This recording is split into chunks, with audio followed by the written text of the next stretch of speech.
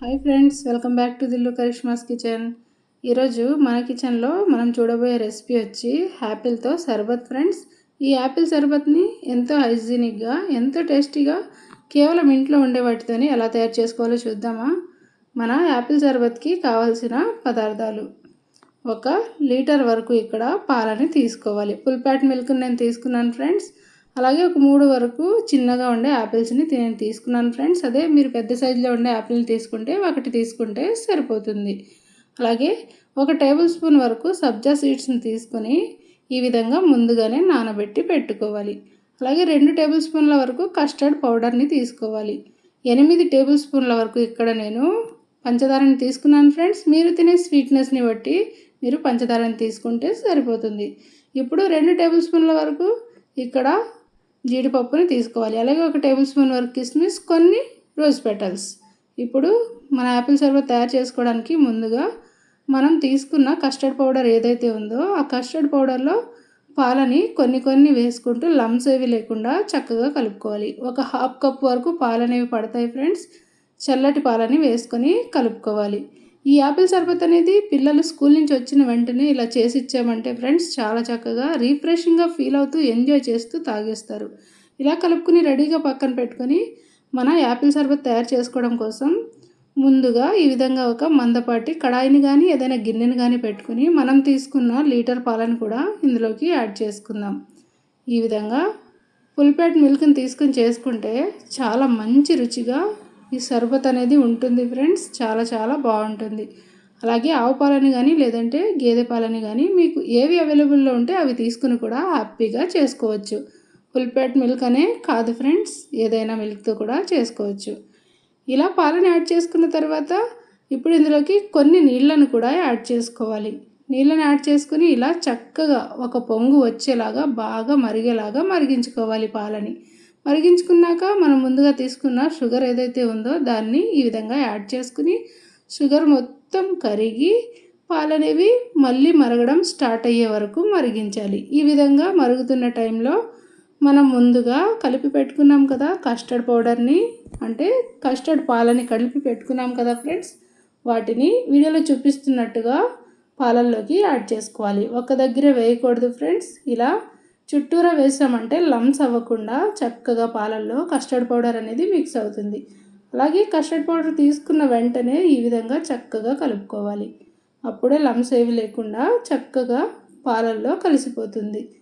ఇందులో ఉండే పచ్చిదనం అంతా పోయి బాగా పాలనేవి మరిగేలాగా మరిగించుకోవాలి. అలాగని మరీ చిక్కగా మరిగించకూడదు ఫ్రెండ్స్. మనం చేస్తున్నది సర్బత్ కాబట్టి పాలనేవి కాస్త పల్చగానే ఉండాలి. వీడియోలో చూపిస్తున్నట్టుగా ఈ విధంగా 2-3 నిమిషాల పాటు మరిగించుకున్నామంటే కస్టర్డ్ పౌడర్లో ఉండే పచ్చిదనం పోయి పాలనేవి ఈ విధంగా రెడీ అవుతాయి ఫ్రెండ్స్. చూస్తున్నారు కదా ఎంత మంచి రంగులో కనిపిస్తున్నాయి కదా. రుచి కూడా చాలా బాగుంటుంది ఫ్రెండ్స్ మనం చేసే ఈ యాపిల్ సర్బత్ అనేది.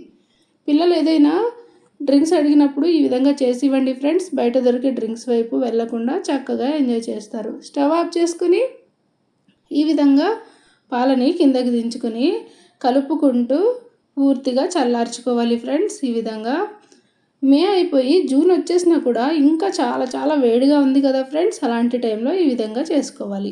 ఇప్పుడు మన పాలను పక్కన పెట్టుకొని మనం ముందుగా తీసుకున్న 3 యాపిల్స్ని కూడా ఈ విధంగా కాస్త పైనుండే తొక్క అనేది ఈ విధంగా కాస్త పీల్ చేసుకొని తీసుకోవాలి. పూర్తిగా తీసుకున్నా పర్వాలేదు, తీసుకోకపోయినా పర్వాలేదు ఫ్రెండ్స్. నేనైతే కాస్త తీసుకున్నాను, మొత్తం పీల్ చేయలేదు.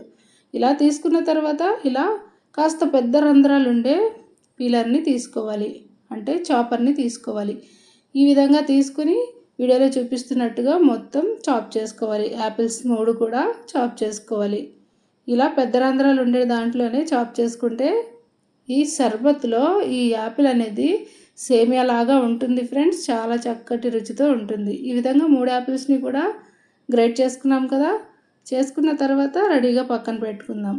మన పాలు అనేవి పూర్తిగా చల్లారిపోయాయి ఫ్రెండ్స్. ఫ్రిడ్జ్లో పెట్టుకోవడానికి వీలుగా ఉండే ఒక బౌల్లో నేను పాలని యాడ్ చేసుకున్నాను. పాలు ఈ కన్సిస్టెన్సీలోనే ఉండాలి. మనం ముందుగా తీసుకున్న సబ్జా సీడ్స్ని ఇందులో యాడ్ చేసుకోవాలి. మన కస్టర్డ్ మిల్క్లో యాడ్ చేసుకొని బాగా కలుపుకున్న తర్వాత ఇప్పుడు ఇందులోకి మనం గ్రేట్ చేసుకున్న యాపిల్ని వేసుకోవాలి. ఈ విధంగా చక్కగా గ్రేట్ చేసుకోవాలి. అంటే గ్రేట్ చేసుకున్న యాపిల్ని యాడ్ చేసుకోవాలి. యాడ్ చేసుకుని మళ్ళీ ఒకసారి బాగా కలుపుకోవాలి ఫ్రెండ్స్. ఈ టైంలో మీరు స్వీట్నెస్ని చెక్ చేసుకోవచ్చు ఫ్రెండ్స్. మీకు తగ్గట్టుగా లేకపోతే యాడ్ చేసుకోవచ్చు. నాకైతే నేను తీసుకున్నవన్నీ కరెక్ట్గా సరిపోయాయి ఫ్రెండ్స్. ఇప్పుడు కొన్ని మనం ముందుగా తీసుకున్న జీడిపప్పుల్ని సన్నగా కట్ చేసి వేసుకోవాలి. కిస్మిస్ని కూడా యాడ్ చేసుకోవాలి. మీరు పిస్తా బాదంని కూడా యాడ్ చేసుకోవచ్చు ఫ్రెండ్స్. నేను ఈ రెండింటినే యాడ్ చేశాను. కాస్త యాలకుల పొడిని తీసుకుని ఈ విధంగా జల్లించి తీసుకోవాలి. ఎందుకంటే ఇందులో ఉండే పీచు నారలు లాంటివి ఇందులో పడకుండా కేవలం పొడి మాత్రమే, అంటే మెత్తటి పొడి మాత్రమే పడేలాగా నేను కాస్త స్ట్రెయిన్ చేసుకున్నాను.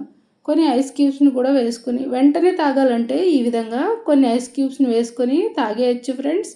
లేదా ఇంకా కాస్త చల్లచల్లగా కావాలి అనుకుంటే చేసి ఒక 1 అవర్ పాటు ఫ్రిడ్జ్లో పెట్టుకున్నారంటే ఇంకాస్త యమ్మీగా బాగా చల్లగా రెడీ అవుతుంది. ఫైనల్లీ కొన్ని రోజ్ పెటల్స్ని ఈ విధంగా నేను గార్నిష్ చేసుకున్నాను ఫ్రెండ్స్. ఈ షర్బత్లో రోజ్ పెటల్స్ చాలా చాలా మంచి రుచిగా ఉంటాయి ఫ్రెండ్స్. ఇలా వేసుకోవడం వలన మంచి ఫ్లేవర్ కూడా ఉంటాయి కాబట్టి నేను ఈ విధంగా యాడ్ చేసుకున్నాను. అలాగే హెల్త్కి కూడా చాలా మంచిది. చూస్తున్నారు కదా, మన చల్లని యాపిల్ షర్బత్ అనేది ఎంత టేస్టీగా రెడీ అయిపోయింది ఫ్రెండ్స్. ఈ విధంగా గ్లాసులో వేసి ఇచ్చామంటే పిల్లలు మాట్లాడకుండా గ్లాస్ ఖాళీ చేసి చేతికి అందిస్తారు. పిల్లలే కాదు ఫ్రెండ్స్, పెద్దలకి కూడా చాలా బాగా నచ్చుతుంది.